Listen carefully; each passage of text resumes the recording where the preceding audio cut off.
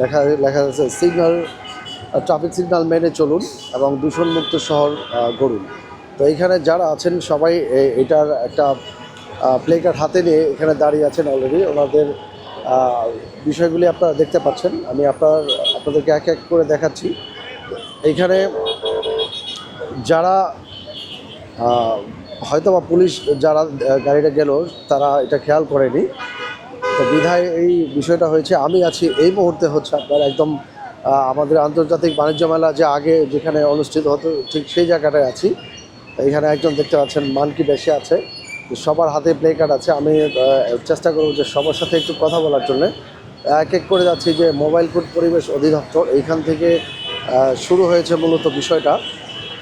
এখানে ইতিমধ্যে mobile code বসে গিয়েছে, আপনারা দেখতে পাচ্ছেন যে যারা হর্ন বাজাচ্ছে তাদেরকে ধরে জরিমানা করা হচ্ছে। মোবাইল কোড এখানে অলরেডি বসে গেছেন।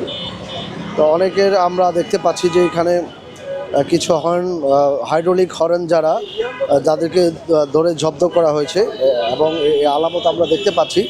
তো ইতিমধ্যে আপনারা দেখতে পাচ্ছেন যে পুলিশ পাশাপাশি হচ্ছে যারা এখানে অবস্থানরত আছেন, বিপুল সংখ্যক পরিমাণ মানুষ এখানে আছেন।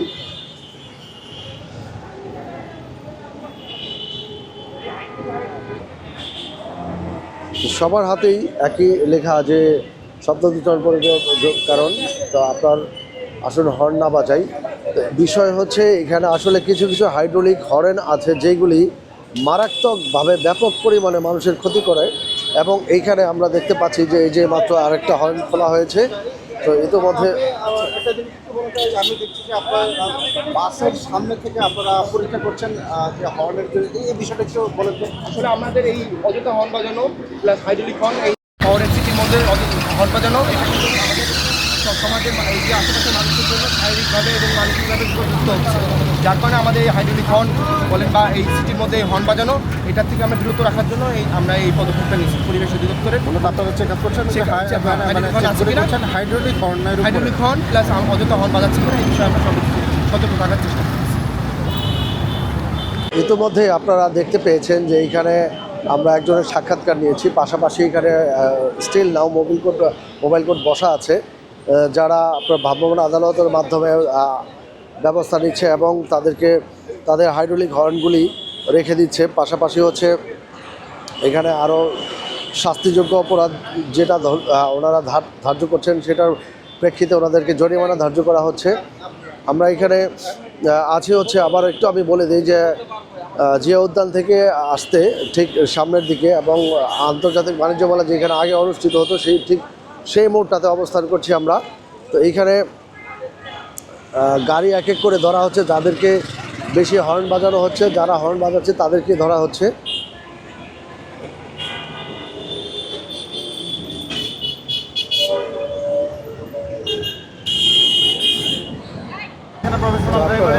দেখতে পাচ্ছেন যে একজন ড্রাইভারকে তার লাইসেন্স সাথে না থাকার কারণে এবং তাকে ব্রাহ্মণ্য আদালত এই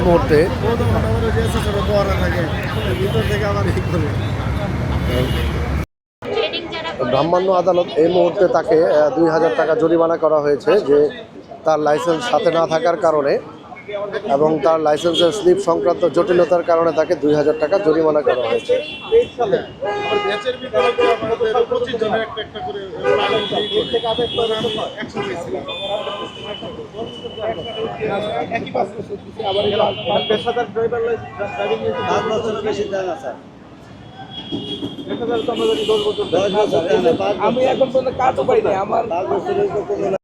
আমি তো অপেশাদার করছি, আমার দিতে 5 বছরের, তাহলে আপনার আমার পার্থক্য কি থাকলো? আমরা যদি কই 10 বছরের কথা তাহলে দিতেই চায় না।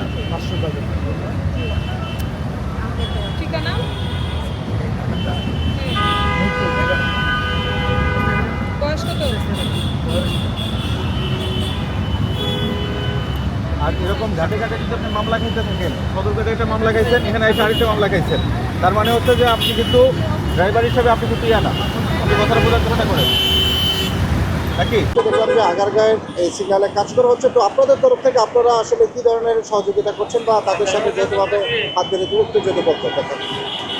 ধন্যবাদ আপনাকে। আপনি জানেন যে শব্দ দূষণ বর্তমানে একটি এই শহর এলাকায় খুব গুরুত্বপূর্ণ একটি সমস্যা হয়ে দাঁড়িয়েছে। এই সমস্যার কারণে আমাদের বৃদ্ধ, শিশু, ওভারঅল সবার একটা ক্ষতির কারণ হয়ে দাঁড়িয়েছে। আমাদের জীববৈচিত্র্য থেকে শুরু করে মানুষের স্বাস্থ্যগত ঝুঁকির একটি কারণ হয়ে দাঁড়িয়েছে। সুতরাং শব্দ দূষণকে হালকাভাবে দেখার কোনো সুযোগ নেই। শব্দ দূষণ এখন আমাদের এই শহরের একটি মারাত্মক সমস্যা হিসেবে চিহ্নিত করা যায়। তো আপনারা জানেন যে সর্বশেষ পরিবেশ অধিদপ্তরের আওতায় শব্দ দূষণ বিধিমালা 2025 সংশোধন করা হয়েছে, যেখানে আমাদের পুলিশকে এই বিধিমালার আওতায় পুলিশকে ক্ষমতায়ন করা হয়েছে যে আমাদের সার্জেন্ট থেকে তদূর্ধ্ব যে কোনো অফিসার এই শব্দ দূষণ বিধিমালার ক্ষমতা বলে আপনার যে কোনো গাড়ির বিপক্ষে ব্যবস্থা নিতে পারবে।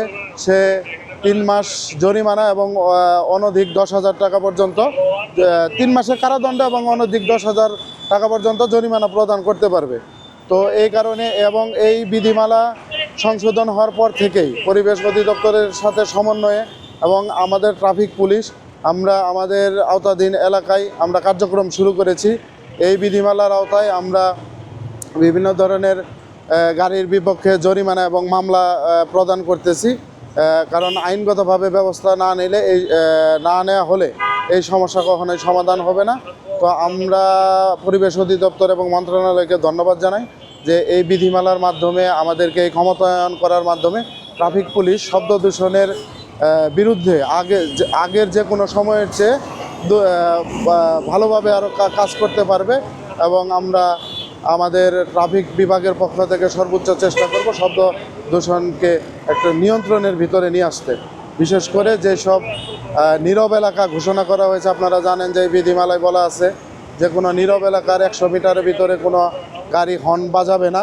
তো এই বিধিমালায় যেসব এলাকাকে উল্লেখ করা আছে আমরা চেষ্টা করব ওই সব এলাকায় আমাদের এনফোর্সমেন্ট বৃদ্ধি করা এবং শব্দ দূষণের বিরুদ্ধে প্রয়োজনীয় ব্যবস্থা গ্রহণ করা। এই যে ওখানে একটা ক্লিয়ার করি, রিফ্লেক্ট করি, আমরা এই যে ম্যাডামের সাথে একটু ছবি নিব, নিয়ে আমরা আমাদের স্পটে চলে যাবো আর কি। মোবাইল কিছু